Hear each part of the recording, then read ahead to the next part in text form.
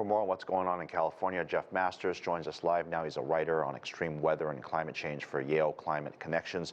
Good to see you and welcome to the program. For our international audience, Ellen DeGeneres says Mother Nature's, not happy with us. That might be an understatement. Is this a one-off storm, or is there a pattern here developing? Because a year ago we were talking about drought. Now they're completely soaked. California has been in a 22-year drought, unprecedented in at least the last 800 years, so this is quite a change. But we should expect to see this sort of whiplash effect more and more in the future, because when it's wet enough to rain, it's going to fall in heavier downpours because there's more moisture evaporating off the oceans, which are near record warmth right now. Conversely, when you don't happen to get the storms coming through, your droughts are going to be more intense because a hotter climate generates hotter droughts. So weather whiplash is here in California this month, and who knows what's going to happen next. So, for just regular people, families and businesses, how are they supposed to manage this? Or is there anything they can really do other than just, I guess, just weather through it? You have to understand your risk.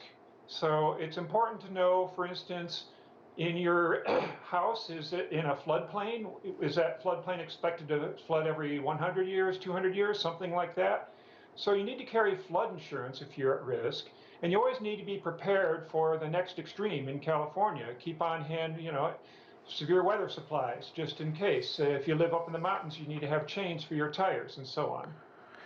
Ever since I have been a journalist, we have often talked about storms. I mean, from Hurricane Katrina to more recently what we saw in Florida. So California has a storm that comes through, and I'm sure some of the folks in other parts of the country that see storms more often might be like, well, okay, so you have one storm.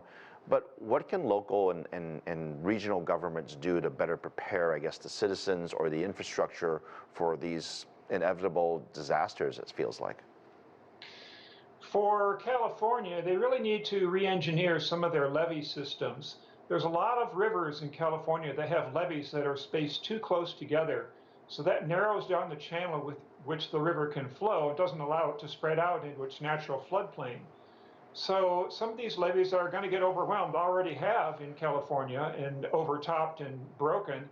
So we need to give the rivers more room. We need to move levees back. We need to let it reclaim its ancestral floodplain.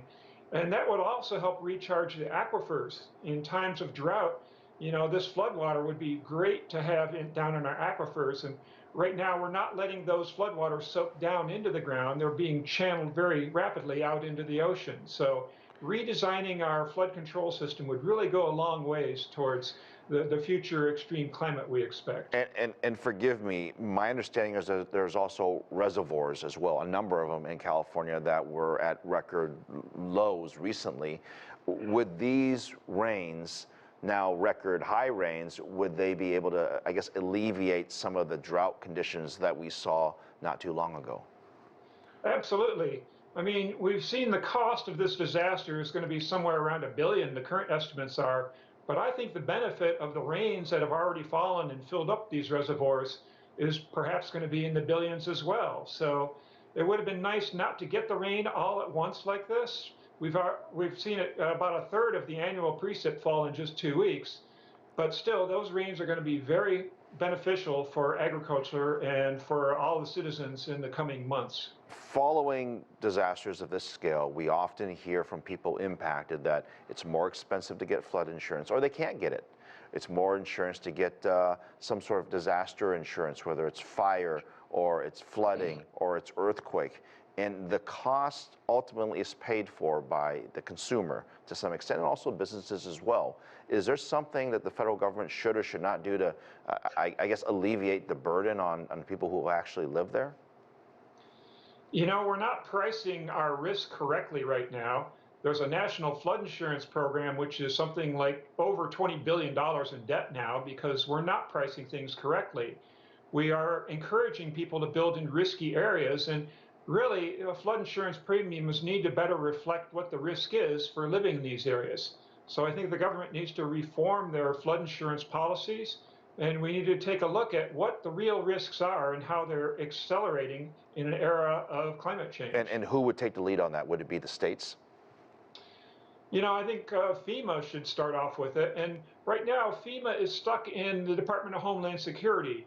If it were to become a standalone cabinet level organization like it used to be before 9/11, I think that would go a long ways towards alleviating some of our bureaucracy problems we're having with disaster management. Yeah, Jeff Masters, writer for extreme weather and climate change for Yale Climate Connections. Really appreciate the time on this, and for our viewers, more rain is expected in the coming days, so we'll continue to follow that development. Thank you.